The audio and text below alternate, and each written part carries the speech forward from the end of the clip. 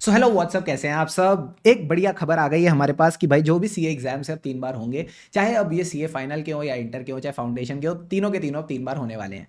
अब सबसे पहले सीए फाइनल एग्जाम्स की अगर मैं बात करूं तो भाई हमारे पास अभी 2 एग्जाम्स सामने सामने हैं। सबसे पहले बात करते हैं May 25 वालों से, ठीक है सर। तो अगर आपके एग्जाम है May 25 में, ठीक है, एंड मान लो जो भी आपकी प्रिपरेशन है कहीं ना कहीं आपको ऐसा लगता है May 25 एग्जाम्स तक मैं हर सब्जेक्ट की एक बार स्टडी प्लस 2 से 3 रिवीजन्स, और 2 से 3 रिवीजन्स का मतलब है 2 से 3 प्रॉपर रिवीजन्स, यानी अगर कोई प्रैक्टिकल सब्जेक्ट है तो उसकी क्वेश्चन प्रैक्टिस आपने कर रखी है खुद, और अगर कोई थ्योरेटिकल सब्जेक्ट है तो उसको अच्छे से आपने ठीक से खुद रिकॉल कर रखा है। तो अगर आपको लगता है एक टाइम स्टडी और 2 से 3 रिवीजन आप एग्जाम तक कर लोगे तो भाई आपको एग्जाम दे देने चाहिए। अब इसमें ये फर्क नहीं पड़ता आपका सेल्फ कॉन्फिडेंस कितना है, आपको खुद पे विश्वास है या नहीं, भाई फर्क नहीं पड़ता। सीए एक ऐसा कोर्स है जिसमें जब तक आदमी के पास लिखा नहीं आ जाता ना पास और सक्सेसफुल, तब तक विश्वास नहीं होता मैं कर लूंगा, ठीक है। तो वो तो आपको अपने ऊपर फेथ रखना ही पड़ेगा कि अगर आपने ये प्रोसेस ठीक से किया तो आप पास हो ही जाओगे, कोई दिक्कत की बात नहीं है। बट अगर आपको लगता है नहीं नहीं नहीं नहीं सर, एग्जाम तक मेरी तो स्टडी ही कंप्लीट नहीं हो पाएगी, या मान लो मैंने एक बार पढ़ भी लिया तो मेरी कोई भी रिवीजन नहीं होने वाली ढंग से, तो दोस्त आपको फिर कहीं ना कहीं सीधा September 25 में एग्जाम्स दे देने चाहिए, ठीक है सर। तो सर आप कह रहे हो मुझे अटेम्प्ट स्किप कर देना चाहिए, भाई देखो अनसक्सेसफुल रिजल्ट से हमेशा बेटर है अटेम्प्ट स्किप करना। बट मैं बताऊं September 25 में भी आपका एग्जाम तभी पास होगा जब आप तमीज से डिसिप्लिन से पढ़ोगे। बिकॉज अटेम्प्ट अगर स्किप कर दिया तो ये नहीं कि मन में सो जाओ, चलो मैं अभी फटाफट तकिया लगाता हूं बिस्तर लगाता हूं और सो ही जाता हूं, नहीं।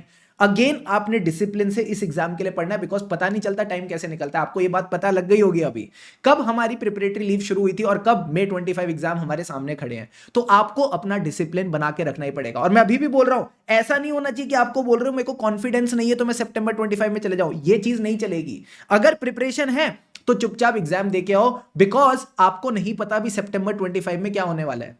There are a lot of uncertainties in life जो भी सामने नहीं दिखती, कभी आगे जाके दिक्कतें आ जाती हैं, ठीक है। पर्सनल एक्सपीरियंस से बोल रहा हूं। तो प्लीज मेक श्योर अगर आपको लगता है ये चीजें आपकी प्रिपेयर्ड हैं, चुपचाप May 25 में एग्जाम दो। बट अगर आपको लगता है नहीं नहीं सर मैंने प्रिपरेशन की ही नहीं है, कॉन्फिडेंस तो दूर की बात है प्रिपरेशन ही नहीं है, तो अगर लगता है प्रिपरेशन ही नहीं है और ना ही कर पाओगे अभी भी, क्योंकि हमारे पास अच्छा खासा 1 महीना बचा है लगभग, तो अगर लगता है इस 1 महीने में भी प्रिपेयर नहीं कर पाओगे तो फिर September 25 में एग्जाम दे देने चाहिए शांतिपूर्वक तरीके से, ठीक है सर। अब सर अगली चीज जो इसमें आ रही है, काफी बच्चों के मन में आ रहा है कि सर हमारे एग्जाम था November 25 में, ठीक है, तो अब हमको एग्जाम जैन में देना चाहिए या फिर September 25 में एग्जाम देना चाहिए। तो मैं आपसे सिंपल पूछता हूं, आप देखो आपकी प्रिपरेशन और एलिजिबिलिटी क्या कहती है। अगर आपकी प्रिपरेशन September 25 के हिसाब से बढ़िया कर सकते हो, आपको अच्छे टाइम से स्टडी लीव मिल गई थी and you can give your exams in September 25, और आप प्रिपेयर्ड भी हो प्लस एलिजिबल भी हो। एलिजिबल यानी कुछ ऐसा रहता है कि आपके आर्टिकलशिप के 2 years and 6 months कहीं ना कहीं कंप्लीट अगर हो रहे हैं, तो कुछ बच्चों का मेरे पास मैसेज आया था कि सर हम अगस्त में हमारी 2 years and 6 months कंप्लीट हो रहे हैं, तो क्या हम September 25 दे सकते हैं? हाँ। तो अगर आप प्रिपेयर्ड भी हो एलिजिबल भी हो तो दे दो।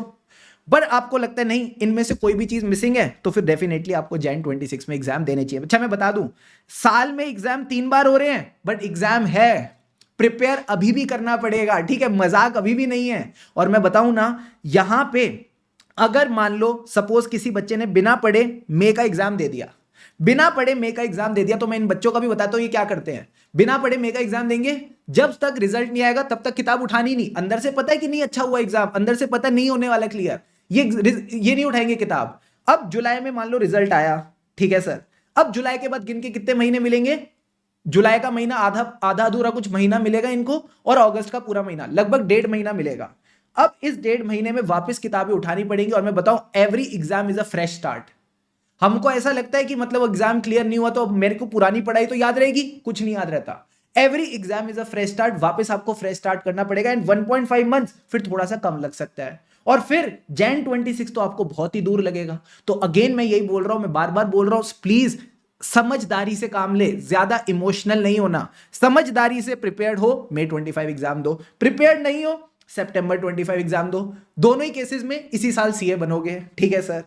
और depending on your preparation and eligibility choose September 25 और Jan 26। ये सब मैं किस बिना पे बोल रहा हूं, अभी आईसीआई के काउंसिल मेंबर है, उन्होंने ट्वीट करके ये चीज क्लैरिफाई कर दी है कि September 25 और Jan 26 में एग्जाम होने वाले हैं। तो अगर आप प्रिपेयर्ड और एलिजिबल हो तो अकॉर्डिंगली आप दोनों में से एक चूज करके चल सकते हो। अब एक मुद्दा और आ रहा है सामने, कुछ महारथी, कुछ ज्यादा महाज्ञानी लोग हैं, वो ऐसा कहते हैं कि 3 बार एग्जाम हो गए ना तो इससे ना जो सीए की वैल्यू है वो कम हो जाएगी। तो मुझे बताओ सीए की वैल्यू ऐसे कैसे कम हो जाएगी? क्या एग्जाम के डिफिकल्टी लेवल में कोई चेंज है? Sir the difficulty level is same. Oh, क्या यहां पे जब डिफिकल्टी लेवल सेम रहेगा तो क्या पास परसेंटेज में कुछ खास चेंज आ सकता है? मुझे लगता है ये भी सिमिलर ही रहनी चाहिए, ये भी सिमिलर ही रहनी चाहिए।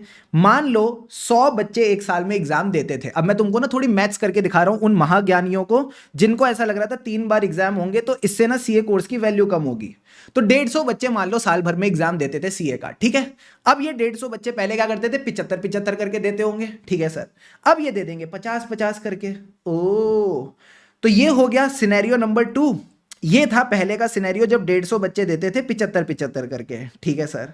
अब सर जब ये 75-75 करके देते थे तो मान लो इनकी पास परसेंटेज रहती थी 20%, ठीक है सर। इस पे करा 20%, इस पे करा 20%।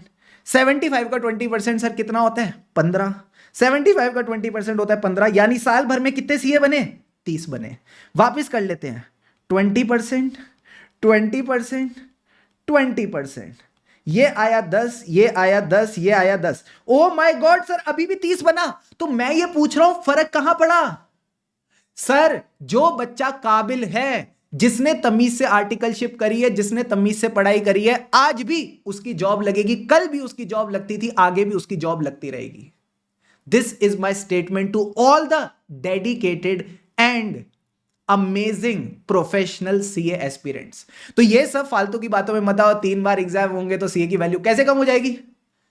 बाहर के जितने भी प्रोफेशनल एग्जाम्स हैं मोस्टली ऐसे ही होते हैं, तो इसमें कहां से सीए की वैल्यू कम हो जाएगी? सीए की वैल्यू तब कम होती जब ये एग्जाम के लेवल का पूरा सत्यानाश कर डालते, बीकॉम ऑनर्स के लेवल पे ले आते कि वही पुराने क्वेश्चन बार बार रिपीट करे जा रहे हैं। जो आप चाहते हो कहीं ना कहीं हो, बट अगर ऐसा होगा तो कोर्स की वैल्यू गिरेगी। एक ही दिन अच्छा लगेगा बस पास होके, बाकी टाइम अच्छा नहीं लगेगा कि किस कोर्स में मैं आ गया। तो कोर्स का लेवल भी वही है, पास परसेंटेज भी सिमिलर ही रहने वाली है। जो बच्चा पढ़ेगा क्लियर करेगा उसकी वैल्यू रहेगी। बात समझ आ रही है? नहीं आ रही है? आ रही है सर। बस इतनी सी बात थी। तो आई होप कहीं ना कहीं इस वीडियो से आपको एक अच्छी गाइडेंस मिली होगी। जो समझदार बच्चे हैं प्लीज इस गाइडेंस को अच्छे से अपने क्या कहते हैं हित में यूज करें। देखो लाइफ में एक बात याद रखना, change is the only constant in life. मतलब जो बदलाव है, जो प्रकृति है, उसकी नियति ऐसी है चीजें बदलना। तो अगर आप चीजों के साथ साथ खुद के माइंड को बदलते हो, अपनी अप्रोच को बदलते हो, आप जीवन में हमेशा सक्सेसफुल होगे। बात समझ आ रही है? नहीं आ रही है? आ रही है सर। सो भाई हमेशा ध्यान रखना, प्रॉब्लम्स हैं सबके साथ, बस नजरिए की बात। चेंजेस सबके साथ होंगे, बट मैं बताऊं वही सीए स्टूडेंट सक्सेसफुल होगा जो आज भी तमीज से प्रिपेयर करेगा, तमीज से चीजों को सीखेगा और बढ़िया तरीके से अपना एग्जाम दे के आएगा। उसी ने सक्सेसफुल होना है, उसी ने पास होना है, ठीक है। तो इन सब अनसर्टेनिटीज के बीच में, इन सब नॉइज के बीच में आपका एक ही फोकस होना चाहिए, अपनी पढ़ाई करना, और जैसी प्रिपेयर्ड हो चुपचाप एग्जाम दे आओ। Deal done? Done sir. Video अगर अच्छी लगी तो do give it a like and comment करके जरूर बताना अच्छा मजा आया नहीं आया, अच्छी गाइडेंस मिली या नहीं मिली। And yes, stay subscribe to the channel for more such videos. Keep going all of you. खुशी से पढ़ेंगे तभी आगे बढ़ेंगे। Keep going.